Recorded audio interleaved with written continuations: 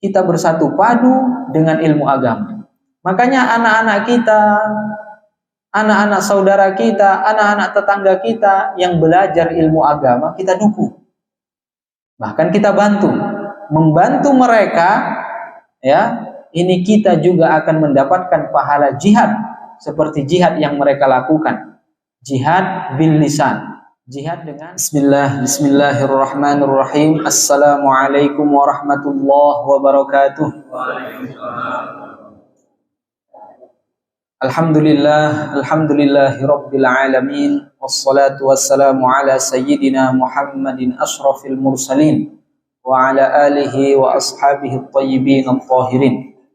Allahumma la sahla illa ma ja'altahu sahla wa anta ya hayyu ya qayyum taj'alul hazna idza syi'ta sahla.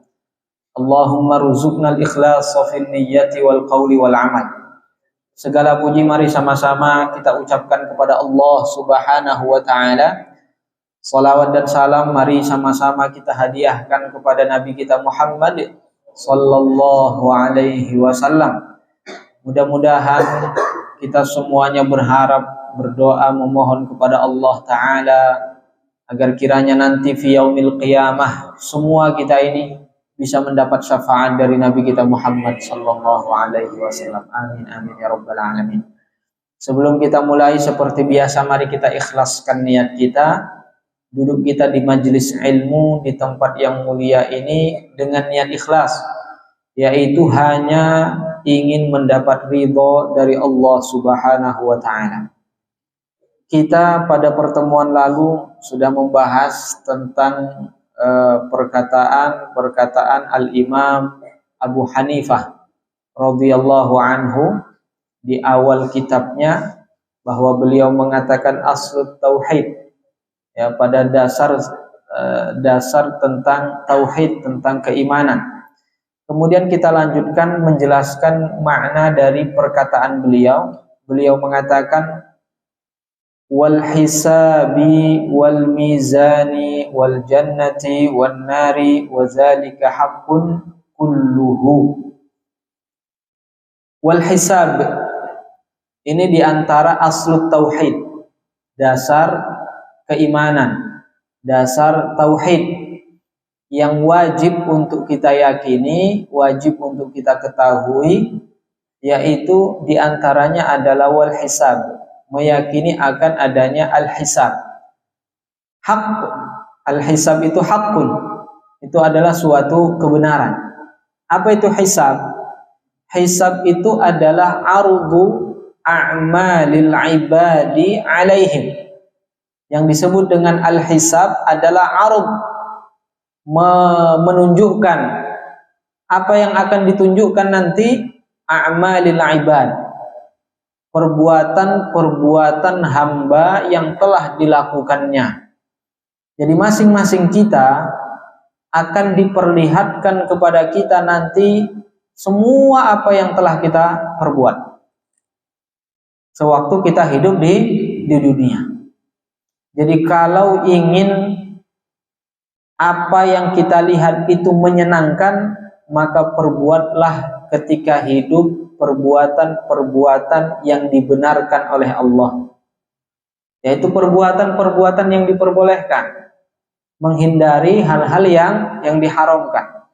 Ini jika ingin kita nanti ketika di akhirat mendapati bahwa amal-amal ibadah kita itu adalah amal-amal ibadah yang diridhoi oleh Allah Ta'ala. Maka nanti pada hari kiamat semua apa yang kita lakukan akan dinampakkan kepada kita. Ini amalmu, ya. Ini semua apa yang pernah engkau lakukan. Ini semua apa yang pernah engkau ucapkan. Ini semua apa yang pernah engkau tuliskan. Ya, kalau sekarang ya orang suka nulis di media sosial, itu juga akan dihisab. Artinya akan ditunjukkan nanti pada hari kiamat. Ya, ini yang engkau ketika hidup di dunia yang di-share, yang suka dikirim-kirimkan. Bukan dia yang nulis, tapi dia nge-share. Jika yang di-share itu sesuatu hal yang diharamkan, maka haram hukumnya. Ya, haram hukumnya. Bukan kemudian, oh bukan saya yang nulis, saya cuma nge-share doang. Ya, saya cuma posting ulang. Nah, saya cuma nge-like doang. Ya, ini hukumnya haram jika yang di-share, yang diposting ulang, yang di-like, ya, yang dipencet suka itu adalah suatu hal yang maksiat, haram hukumnya. Haram hukumnya. Sama seperti apa yang kita ucapkan. Sesuatu yang tidak boleh diucapkan, tidak boleh dituliskan. Ya, bukan artinya kalau tidak boleh diucapkan, boleh dituliskan. Haram kita mengucapkannya, memaki-maki orang, ya, mencaci maki orang, haram hukumnya. Begitu juga menulis cacian kepada orang lain, mencaci makinya, menyakiti hati orang lain, ini hukumnya haram. Nah, ini semua akan diperlihatkan. Kemudian wa yakunu bitaklimillahi lil ibadi jami'ihim. Nah, itu bagaimana nanti pemaparan amal-amal kita yang pernah kita lakukan ketika kita di dunia ini, bagaimana nanti bentuknya? Para ulama mengatakan wa yakunu bitaklimillahi lil ibad jami'ihim, yaitu dengan Allah Ta'ala akan memperdengarkan kalamnya kepada hambanya. Jadi masing-masing kita akan diperdengarkan kalam Allah yang tidak berupa huruf, tidak berupa suara, tidak berupa bahasa. Nah, terus apa yang diperdengarkan? Itulah yang disebut dengan kalamullah. Lantas bagaimana? Fayafhamuna. Maka semua orang nanti akan memahami. Dalam hatinya dia paham, oh sekarang saya akan mendapatkan balasan kebaikan karena amal-amal ibadah yang saya lakukan ketika saya hidup di dunia. Dia akan paham, oh ternyata apa yang telah saya lakukan adalah perbuatan yang diharamkan. Maka saat ini saya akan mendapatkan siksa, mendapat dosa atas semua perbuatan yang telah saya lakukan ketika hidup di dunia. Semua orang akan paham.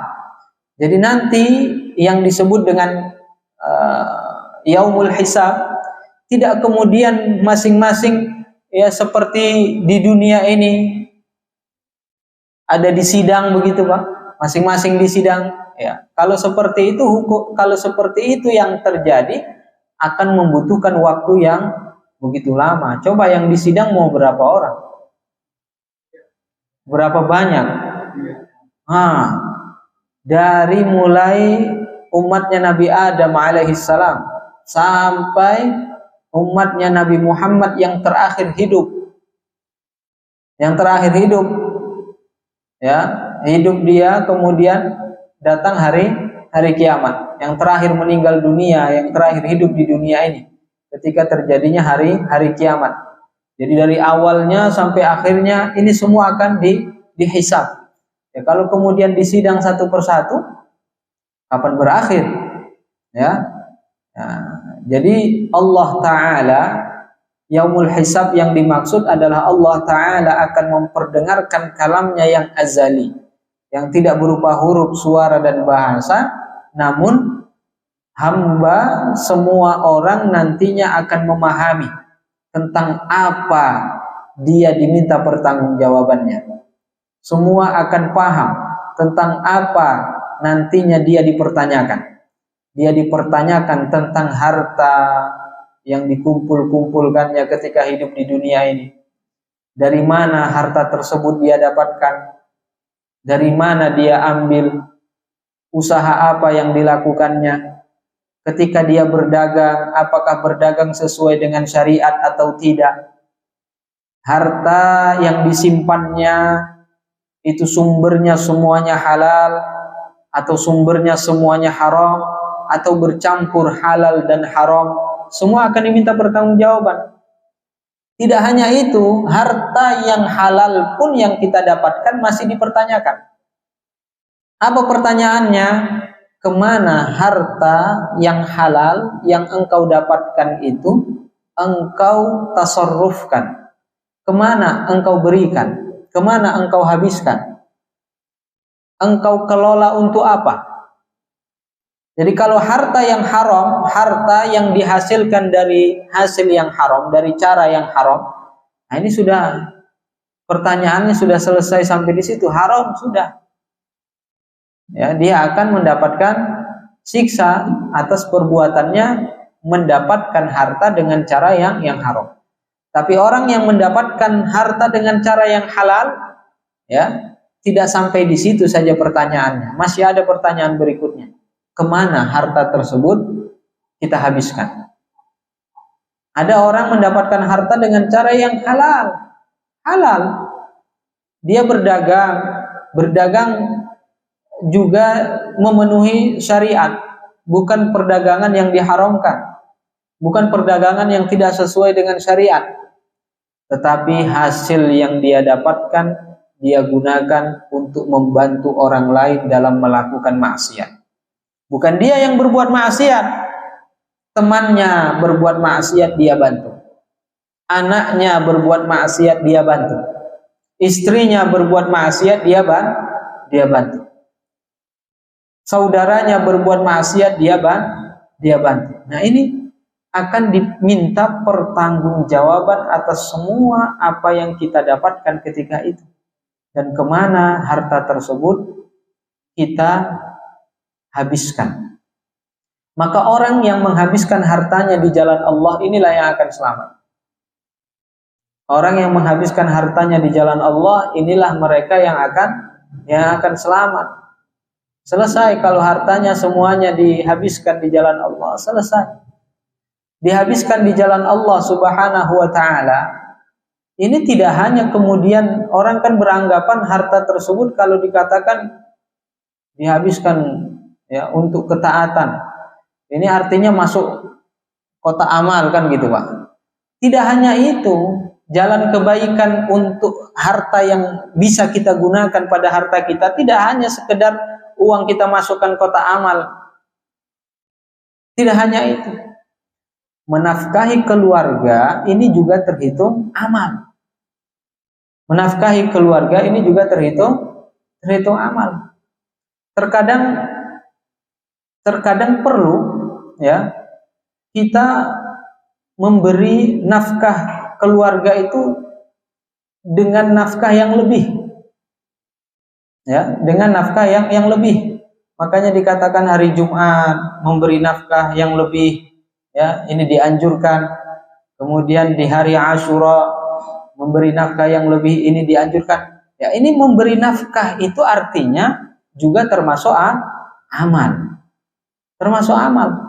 Kemudian membantu saudara ini juga amal.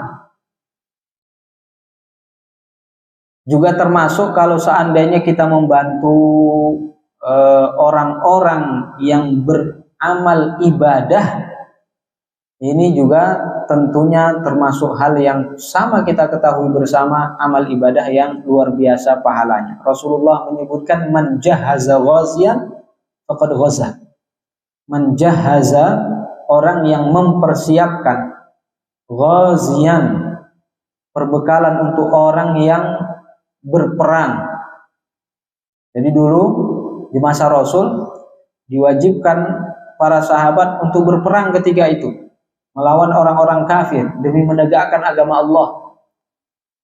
Nah, orang ini tidak ikut perang, tetapi dia mempersiapkan, mempersenjatai, ya, mempersiapkan bekal orang yang pergi berperang. Dia nggak ikut berperang.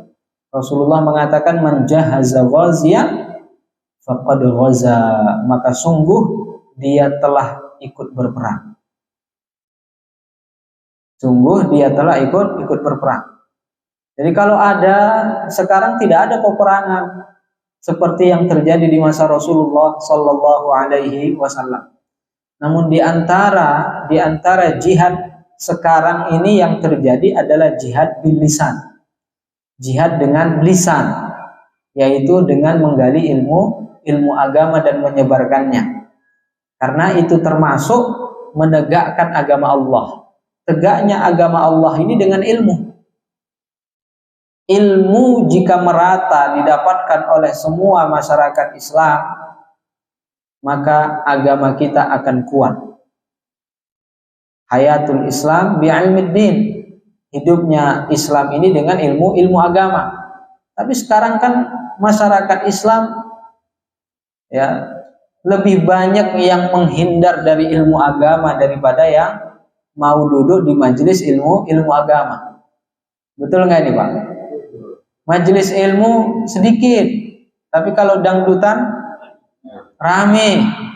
Ya, nah inilah kondisi zaman sekarang ini seperti ini. Makanya ya kita tidak bisa mengatakan ayo kumpul biar kita bersatu, kita kuat. Ya, kumpulnya kita itu tidak kemudian menunjukkan kekuatan Islam, karena kekuatan Islam itu ditunjukkan dengan ilmu agama yang dimiliki oleh orang-orangnya. Jadi kita nggak bisa kemudian ayo kumpul kita bersatu padu dengan ilmu agama. Makanya anak-anak kita, anak-anak saudara kita, anak-anak tetangga kita yang belajar ilmu agama kita dukung. Bahkan kita membantu mereka ya. Ini kita juga akan mendapatkan pahala jihad seperti jihad yang mereka lakukan. Jihad bil lisan. Jihad dengan lisan, bukan jihad bisinan, bukan jihad dengan senjata. Tapi mereka berjihad untuk mencari ilmu agama. Kita biayai mereka. Kita siapkan bekal mereka. Kita bantu mereka supaya mudah untuk mencari ilmu agama. Orang sekarang ya yang tidak memiliki harta yang cukup, dia berpikir bagaimana dia bisa belajar. Kalaupun dia bisa belajar, dia akan berpikir bagaimana dia bisa meneruskan belajarnya. Nah, tentu dia kemudian akan mencari pekerjaan. Kalau sudah bekerja, belajarnya tentu tidak akan fokus.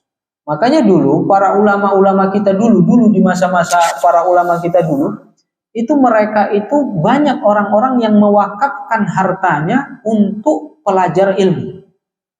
Ini tanah saya ini, kebun saya ini saya wakafkan untuk pelajar ilmu agama. Jadi hasil dari kebunnya semuanya untuk orang yang belajar ilmu agama. Jadi dulu orang-orang belajar ilmu agama itu fokus belajar agama, nggak sibuk memikirkan harta, nggak sibuk mencari pekerjaan. Kalau sekarang kan nggak, sekolah sambil bekerja atau bekerja sambil sekolah. Nah, ini yang menyebabkan orang tersebut tidak mendapatkan ilmu yang semestinya ia dapatkan karena sudah terpecah fokusnya. Maka supaya tidak terjadi demikian, kita fasilitasi mereka. Nah, man jahaza ghaziyan faqad ghaza. Orang yang mempersiapkan orang yang ingin berperang menegakkan agama Allah, maka dia akan mendapatkan pahala seperti yang didapatkan oleh orang yang berperang tersebut. Kemudian apalagi setelah hisab wal mizan, setelah menyebutkan kewajiban kita meyakini akan adanya hari perhitungan, kemudian al-mizan, adanya al-mizan. Jadi al-mizan haqqun, adalah sesuatu yang benar adanya, yang wajib kita yakini. Mizan ini bentuknya seperti mizan yang ada di dunia. Mizan itu apa, Pak? Timbangan. Namun bukan timbangan digital, bukan timbangan gantung, ya, bukan timbangan yang diinjak, ya, bukan timbangan seperti itu yang dimaksud. Yang dimaksud adalah mizan lahu qasabah wa amud. Mizan yang punya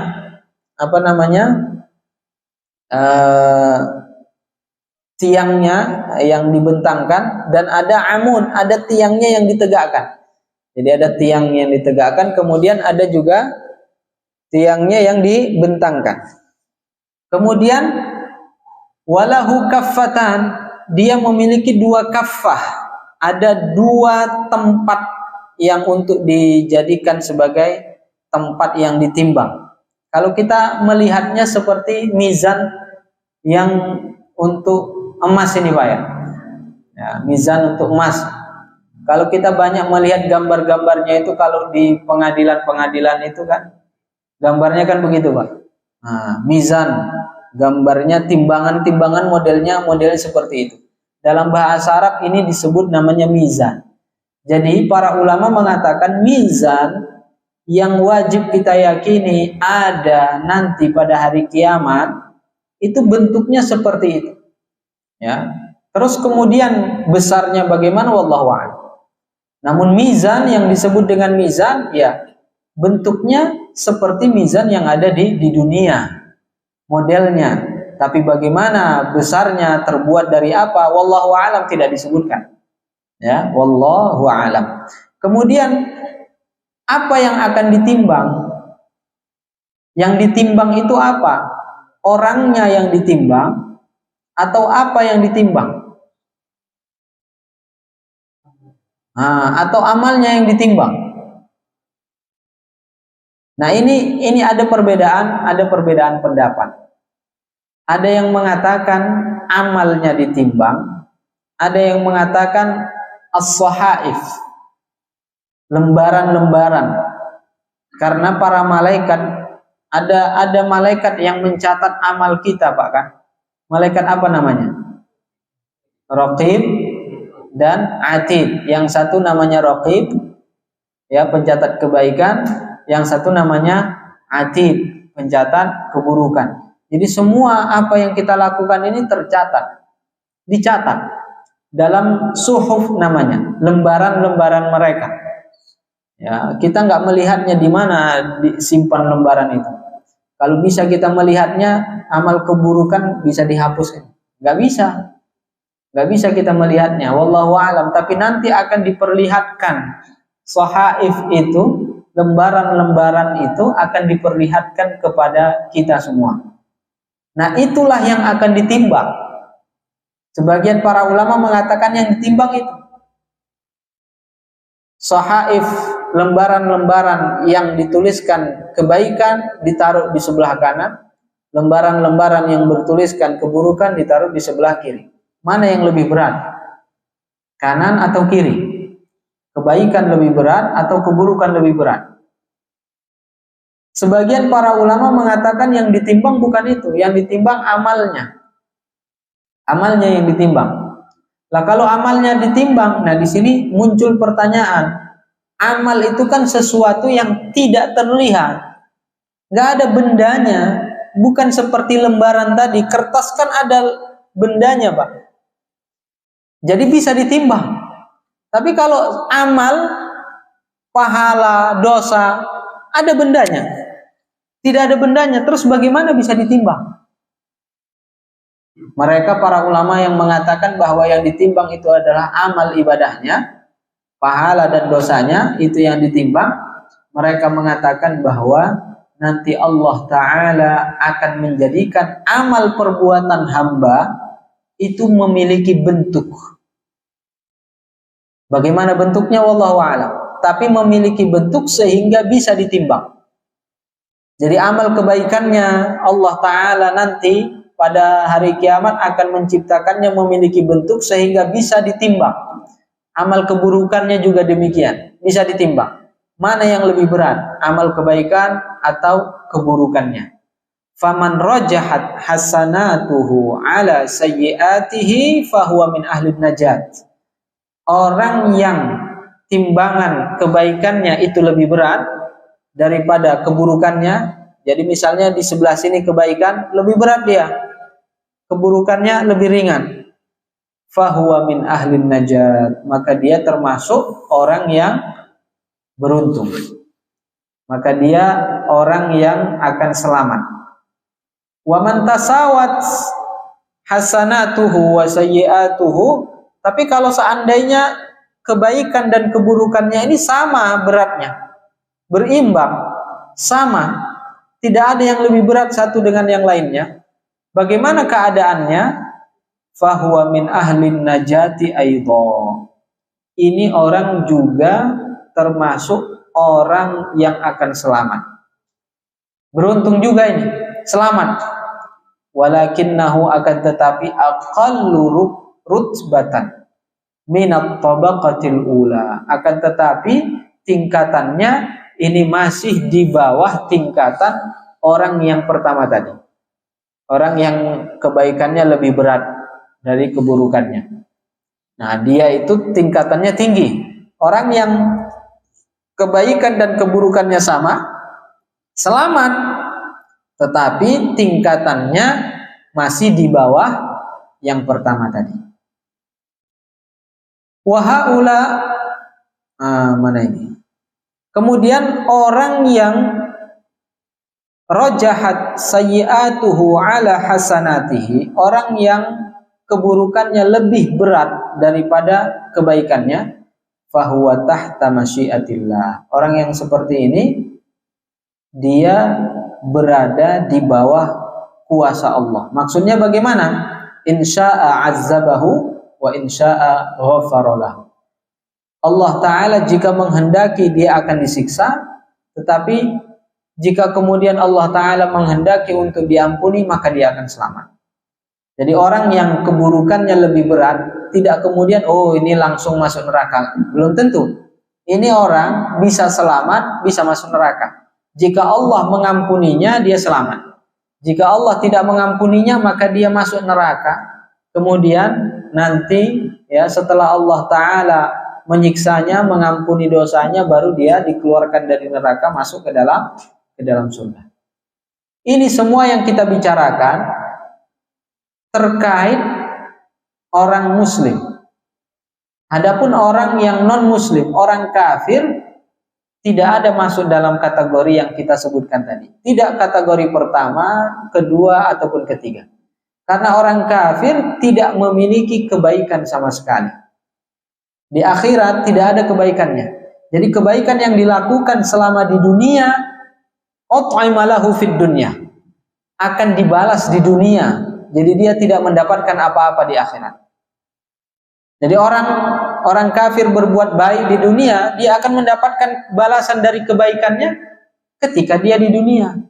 Jadi tidak ada simpanannya di akhirat. Kalau muslim berbuat baik di dunia, dia akan mendapatkan balasannya di dunia dan di akhirat. Ya. Jika tidak di dunia, maka di akhirat pasti dia akan mendapatkannya. Ini orang mukmin. Jadi ada simpanan kita di akhirat. Orang kafir tidak ada. Maka yang ada hanya keburukan. Kalau yang ditimbang hanya keburukan saja, tidak ada lawannya, tidak ada kebaikannya, pasti akan lebih berat. Nggak ada lawannya. Ya, orang yang seperti ini, makanya orang kafir dia akan kemudian dimasukkan ke dalam neraka. Tidak kemudian kita katakan jika Allah mengampuninya maka dia akan masuk surga, jika Allah tidak mengampuninya maka dia akan masuk neraka. Tidak. Itu berlaku bagi orang Islam. Orang kafir tidak berlaku hal tersebut. Kenapa janji Allah? Janji Allah dalam Al-Qur'an, innallaha la yaghfiru ayyushraka bihi. Sesungguhnya Allah Ta'ala tidak akan mengampuni dosa orang-orang yang mensekutukannya. Orang-orang yang kafir tidak akan diampuni dosa-dosa mereka yang mati dalam keadaan kufur, syirik, menyekutukan Allah.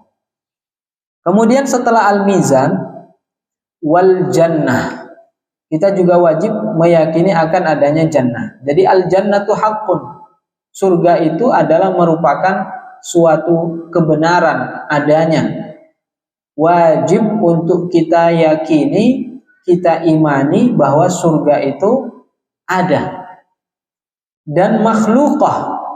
Al-an, Allah Ta'ala sudah menciptakan surga itu sekarang. Sekarang surga sudah ada. Jadi siapa yang menempatinya? Ya, tidak mesti surga ada, harus ada yang menempatinya. Kan nggak mesti seperti itu. Ini buktinya apa? Buktinya ketika Rasulullah Sallallahu Alaihi Wasallam diperjalankan Isra wal Mi'raj. Ketika Rasulullah Mi'raj, Rasulullah diperlihatkan surga dan diperlihatkan neraka. Ini menunjukkan bahwa surga dan neraka itu sudah diciptakan oleh Allah Subhanahu wa taala. Dipersiapkan. Jadi sesuatu yang dipersiapkan itu adalah sesuatu yang sudah ada. Uiddat lil muttaqin, kan begitu ayatnya, Pak. Surga itu uiddat, sudah dipersiapkan. Untuk siapa? Lil muttaqin, untuk orang-orang yang bertakwa, orang-orang yang beriman. Akan dipersiapkan surga untuk mereka. Para ulama mengatakan sesuatu yang dipersiapkan artinya sesuatu itu sudah ada. Orang yang mengatakan bahwa surga itu tidak ada, surga nggak akan ada, orang yang meninggal ya sudah jadi tanah, selesai, tidak akan ada nanti hari pembalasan, tidak akan ada surga, tidak akan ada neraka. Ini artinya dia telah mendustakan agama, mendustakan Al-Quran, mendustakan hadis, ya, mendustakan ijma, kesepakatan para ulama. Nah, makanya wajib kita yakini bahwa surga itu ada. Wajib kita yakini adanya. Wahia fauqas sama'is sabi'ah. Surga itu di mana tempatnya? Para ulama mengatakan wahia fauqas sama'is sabi'ah.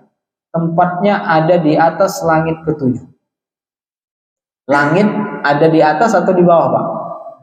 Ada di atas. Nah, berarti surga ini ada di atas langit ketujuh.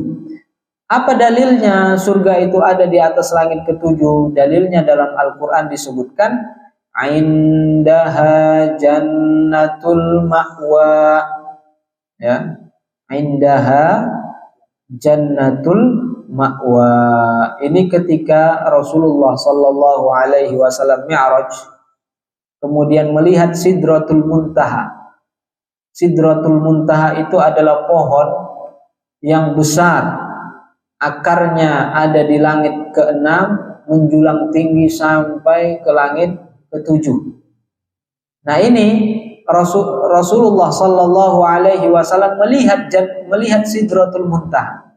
Di mana Rasulullah melihat Sidratul Muntaha? Indaha jannatul ma'wa. Sidratul Muntaha itu ada di dekat jannah, surga. Artinya surga itu ada di atas langit ketujuh sana. Karena Sidratul Muntaha ada di atas langit. Nah, ini dalil yang menunjukkan bahwa surga itu berada di atas langit. Namun para ulama mengatakan laisat muttasilatan biha. Surga itu enggak nempel langsung di atas langit ketujuh. Tidak seperti misalnya ini langit ketujuh, di atasnya nempel. Seperti tingkat 2, enggak. Laisat muttasilatan, tidak nyambung nempel, tetapi munfasilah. Ada jedanya, ada ruangnya antara surga dengan langit ketujuh. Wasaqfuha arsyur rahman, dan di atas langit, ya, di atas surga itu ada makhluk Allah yang namanya arsy. Yang namanya arsy. Kalau disebutkan dalam Al-Quran Ar-Rahmanu 'alal 'arsy istawa. Ya, al-arsy itu di mana tempatnya? Di atas surga. Jadi kalau surga berada di atas langit ketujuh, arsy berada di atas surga, berada di atasnya lagi. Rasulullah mengatakan bahwa arsy itu adalah saqful jannah, atapnya surga. Kenapa? Karena dia berada di atas surga dan bentuknya lebih besar daripada bentuk surga. Jadi seperti atap, sesuatu yang ada di atas dan bentuknya lebih besar dari yang ada di bawahnya. Jadi bukan maksudnya atap seperti atap rumah, tidak, tapi karena tempatnya berada di atas dan lebih besar. Ini makhluk Allah. Jadi Ar-Rahmanu 'alal 'arsy istawa itu tidak kemudian diartikan bahwa Allah itu duduk bersemayam di atas arsy, tidak. Ya, Ar-Rahmanu, Allah 'alal 'arsy istawa artinya menguasai arsy yang Allah ciptakan. Karena arsy itu makhluk sama seperti surga. Kalau dikatakan Allah berada di atas arsy, Artinya Allah Ta'ala berada pada makhluknya. Sama seperti orang yang mengatakan Allah berada di surga. Artinya Allah berada pada makhluk yang Allah Ta'ala ciptakan. Berada di tempat yang Allah Ta'ala ciptakan. Nah, kalau kemudian ditanya sebelum Allah Ta'ala menciptakan surga, sebelum Allah Ta'ala menciptakan arsy, ya, Allah Ta'ala ada tanpa surga, Allah Ta'ala ada tanpa arsy. Jadi Allah ada tanpa bertempat. Belum ada arsy, belum ada surga, Allah sudah ada. Kemudian Allah Ta'ala ciptakan surga, Allah Ta'ala ciptakan arsy, Allah tetap ada tanpa butuh dengan surga, tanpa butuh dengan arsy. Jadi kalau Allah Ta'ala ada sebelum menciptakan arsy, ada tanpa arsy, kemudian Allah Ta'ala menciptakan arsy, Allah Ta'ala kemudian bertempat pada arsy, ini artinya sifatnya berubah dari tidak bertempat menjadi bertempat. Sesuatu yang berubah ini adalah sifatnya makhluk. Mustahil Allah Ta'ala zat yang menciptakan makhluk bersifat dengan sifat-sifat makhluk. Makanya wajib kita yakini bahwa Allah Ta'ala ada tanpa butuh dengan makhluk yang Allah Ta'ala ciptakan. Ada tidak serupa dengan makhluk yang Allah Ta'ala ciptakan. Ada tanpa berada di sebuah tempat, tanpa berada di sebuah arah. Kemudian surga ini wa ahluha, penduduknya ala surati abihim Adam. Mereka, Allah Ta'ala mengubah bentuk mereka yang masuk ke dalam surga, bentuknya seperti bentuk ayah mereka, yaitu Adam alaihi salam. Ayah kita ini Nabi Adam. Kita semua keturunan Nabi kita, Pak. Keturunan Nabi. Tapi Nabi Adam alaihi salam. Ya. Bagaimana bentuknya Nabi Adam? Besar atau kecil? Pernah ketemu, Pak? Dalam hadis disebutkan bentuknya Nabi Adam itu sittuna zira'an, 60 hasta. Berapa itu 60 hasta? Bulan. Jadi panjangnya, tingginya 60 hasta. Satu hasta 48 cm. Ada yang jago ini matematika? 48 kali 60 berapa, Pak? Segitu ya. Segitulah tingginya. Silakan nanti dihitung. Kemudian lebarnya berapa? Fi sab'ati azra', 7 hasta lebarnya. 3,5 meter, Pak. Lebarnya. Tingginya tadi 60 hasta berapa? 30 meter. Sekitar begitu. Tinggi atau enggak itu, Pak? Ini ke atas sana berapa meter, Pak? 10 ada? 12? Masih lebih tinggi lagi berarti. Ya, 2 kali lipatnya. Itulah tingginya nanti penduduk surga. Jadi ini yang kecil-kecil ini enggak ada di surga ini, Pak. Ya, termasuk saya. Saya lebih kecil. Termasuk saya, ya, yang kecil-kecil nggak ada di surga. Namun apa artinya? Allah Subhanahu wa Ta'ala akan mengubah bentuk kita yang masuk ke dalam surga. Mudah-mudahan kita semuanya masuk ke dalam surga. Amin. Jadi kita yang masuk surga, yang sudah nggak ada gigi, nanti di sana nggak seperti ini, Pak. Yang sudah keriput, di surga nanti nggak ada yang keriput. Ya. Kemudian nggak ada nenek-nenek di surga juga. Kemudian jurdun murdun, bentuknya itu jurdun murdun. Jurdun murdun itu tidak berjenggot, tidak kemudian brewok, bersih. Jadi yang brewok nggak ada di sana. Yang berjenggot-jenggot begini nggak ada di sana.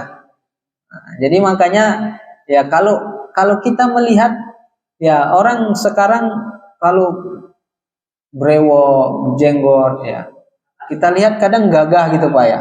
Gimana Bu ya? Tampan gitu Bu ya? Nah, nah ini kadang waktu kita dulu ya, eh, saya waktu kuliah di Timur Tengah itu di Beirut itu hanya orang-orang Indonesia aja yang nggak punya jenggot nih, Pak. Orang-orang Asia lah, Indonesia, Malaysia gitu kan. Semua teman-teman kita orang-orang Arab, orang-orang Afrika, orang-orang Eropa, mereka berjenggot, brewok begitu. Hanya kita saja orang-orang Asia nggak begitu. Ya, nggak nular, nggak nular. Nah ini kadang ya kadang-kadang ketika bercanda, kadang jadi candaan juga. Nah ini nggak ada apanya ini, seperti perempuan ini, ya perempuan nggak berjenggot, nggak berewok ini, perempuan ini.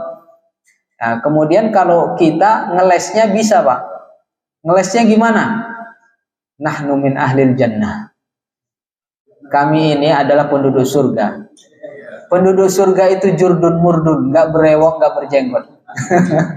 Jadi yang berewok-berewok seperti ini tidak ada di dalam surga. Ngelesnya kita begitu, bisa ngeles. Kemudian fi umuri salasatin wa salasin, umurnya 33 tahun. Nah, ini sudah berapa tahun ini umurnya Pak? Ada yang 50, 60, 70, ya nggak ada di surga yang begini. Adanya di sana nanti umurnya 33 tahun. 33 tahun umurnya.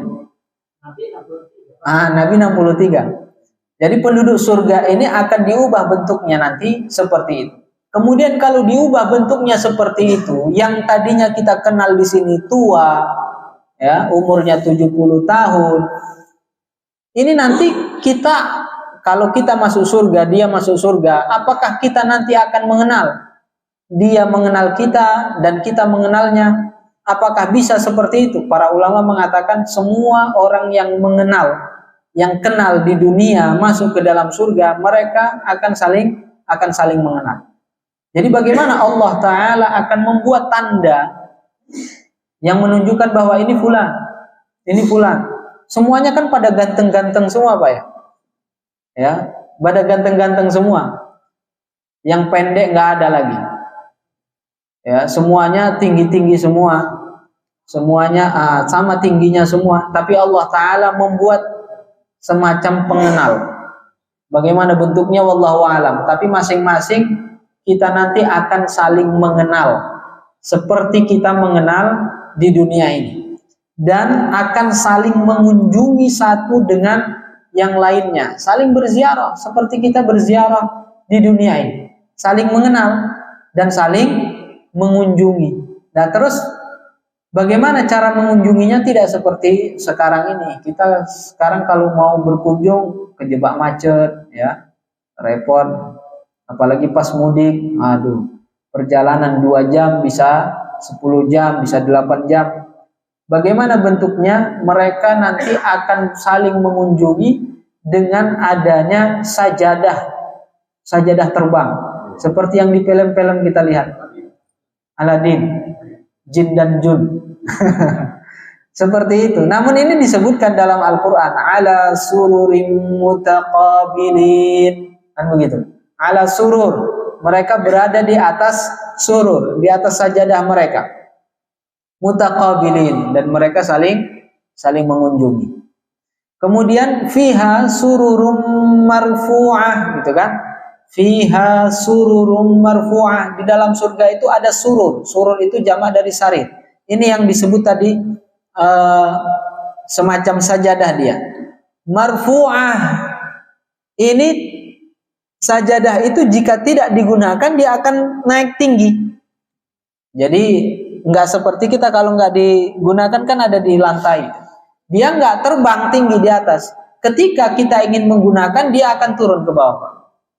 Kemudian kita naik kemana kita ingin pergi, dia akan langsung sampai ke tempat tujuan. Jadi nggak perlu waktu lama. Nggak ada bensin, ya, Pertamax mahal tidak terjadi di sana. Ya, solar langka nggak akan terjadi di sana, Pak. Nggak pakai bahan bakar. Langsung ketika kita ingin pergi ke sana, datang ini surur, datang kepada kita, kita naik langsung sampai ke tempat tujuan yang kita inginkan. Nah, inilah kenikmatan di antara kenikmatan surga. Masih banyak lagi kenikmatan surga. Di antara kenikmatannya lagi apa, Pak? Bidadari yang begitu banyak menanti kita. Masya Allah. Jadi yang di dunia ini satu istrinya jangan menyesal. Nanti di surga istrinya akan banyak. Ya, nah.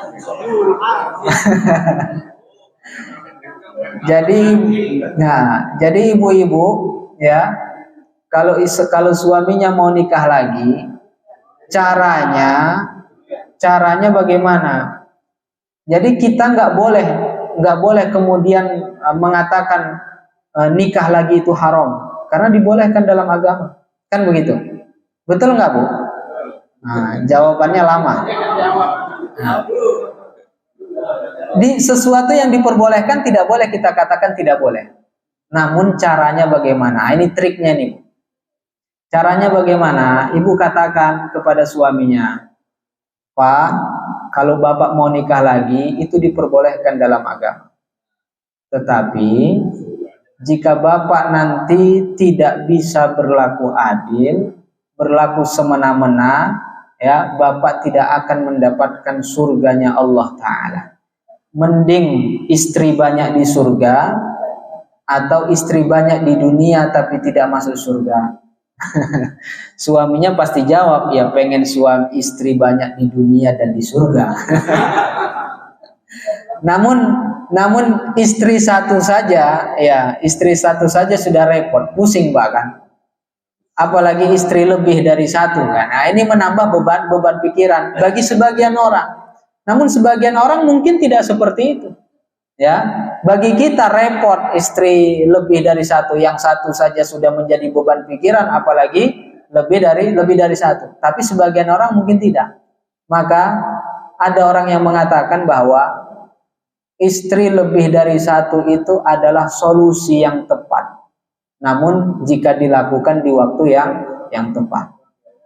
Dan dia tidak akan menjadi solusi jika tidak dilakukan dengan cara yang tepat. Ya, tinggal bagaimana kita menyikapinya. Namun sesuatu itu tentunya kita harus melakukannya, lihat batasannya. Jika memang kita merasa tidak mampu untuk itu, ya sudah, ambil jalan yang aman. Maka satu lebih baik. Makanya para ulama mengatakan satu itu lebih baik. Satu itu lebih baik, bukan lebih dari satu itu lebih baik, enggak. Ya, boleh lebih dari satu, tapi satu lebih baik. Nah, mau yang mana, Pak? Yang lebih baik atau bukan? Iya. Nah, baik. Ada yang ingin ditanyakan ini? Silakan. Gimana? Wallahu a'lam. Iya, mungkin ya semuanya akan menyesuaikan ya. Akan diciptakan oleh Allah Ta'ala sesuai dengan tubuh kita nanti di sana. Ya, silakan.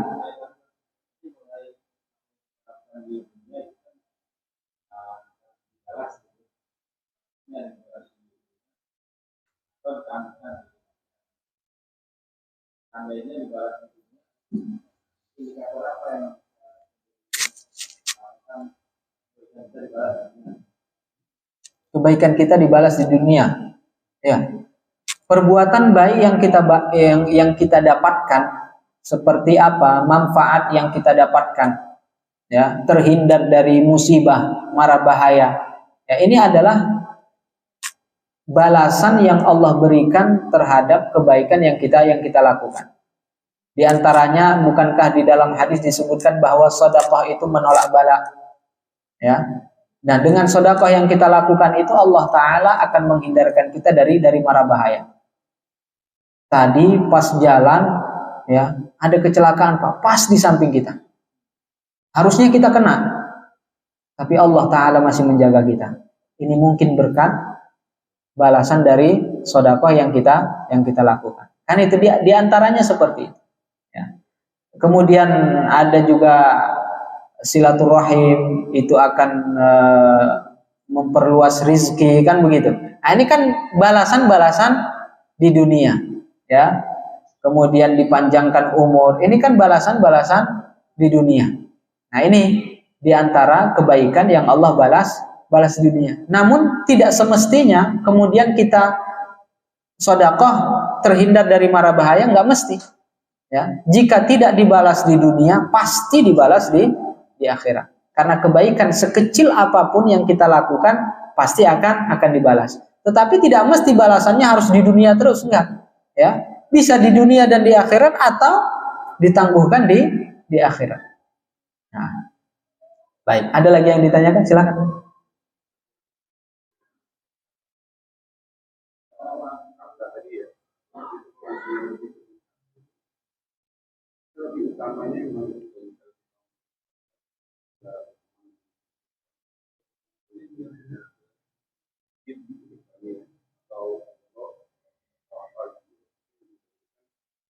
Menolong orang atau kegiatan ibadah kita. Terus pertanyaan ini, kalau misalnya istri yang dipoligami, nanti pas lagi jawaban itu masuk istri, apa kalau misalnya manusia itu kan dikembalikan keluarga gitu ya, kembalikan ke keluarganya gitu, misalnya sampai masuk juga, nanti masuk juga ke keluarganya. Suami istri yang dipoligami, nanti dia balik lagi ke suaminya, dipoligami lagi gitu. Itu pertanyaan itu. Iya. Yang pertama bahwa tadi tentang apa tadi Pak? Mohon maaf. Iya, kalau kita bersedekah, sedekah kemana itu kan? Kemana yang lebih utama?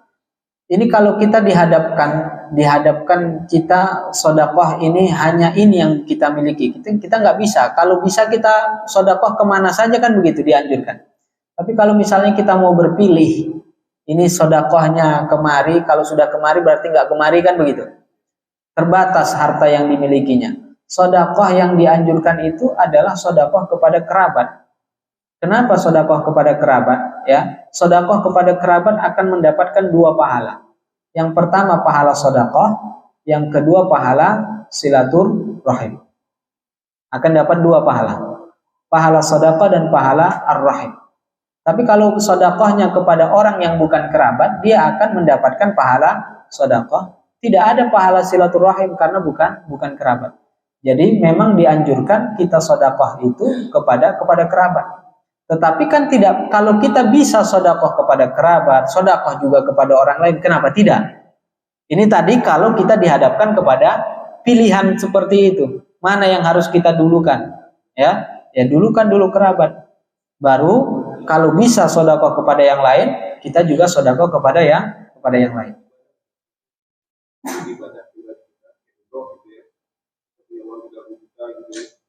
Ada saudara nih butuh uang buat operasi 30 juta. Mana nih yang kita dulu ini? Ibadah untuk kita. Jika kerabat itu tidak kita bantu, ada kewajiban kita silaturahim, Pak. Silaturahim itu bagaimana bentuknya? Bentuknya bisa macam-macam, bisa dengan membantu, ya, ataupun yang lainnya, atau hanya sekedar berkunjung. Kalau kerabat kita datang kepada kita minta bantuan, jika kita tidak memberinya, akan berimbas kepada putusnya silaturahim. Dia marah gitu kan, putus silaturahim, dia tidak mau lagi bertemu dengan kita. Ini artinya kewajiban kita membantunya. Jadi kalau seperti itu keadaannya, wajib kita dulukan yang wajib daripada perkara yang sunnah. Kalau itu umrohnya sunnah, itu hajinya sunnah, ditangguhkan, didahulukan yang wajib menyambung silaturahim. Nah, jika keadaannya seperti itu. Nah, kemudian tadi yang kedua, istri, kalau suami masuk surga, istri masuk surga enggak, Pak? Tergantung. Jadi nggak mesti suami masuk surga, istri masuk surga juga. Bisa saja masuk neraka. Istri Nabi Lut masuk surga nggak itu? Kafir dia, ya, masuk ke dalam neraka. Istrinya Fir'aun masuk neraka juga nggak? Aisyah itu masuk ke dalam surga karena dia beriman. Jadi tergantung amalnya. Jadi kalau dua istrinya sama-sama beriman, ya bagus amalnya, masuk ke dalam surga sama-sama. Ya, jadi istri di dunia akan menjadi istri juga nanti di akhirat. Yang nggak punya istri, gimana itu? Yang nggak punya istri nanti di akhirat Allah Ta'ala akan memberikannya istri. Jadi tidak ada di akhirat itu yang jomblo, nggak ada. Yang meninggal sebelum dia menikah, dia akan mendapatkan pasangannya nanti di surga. Tapi yang sudah punya pasangan di dunia, jika pasangannya juga masuk surga, dia akan menjadi pasangannya nanti di surga. Jadi istri kita di dunia ini adalah istri kita nanti di akhirat, Pak. Nah, istri kita di dunia adalah istri kita di akhirat. Gimana?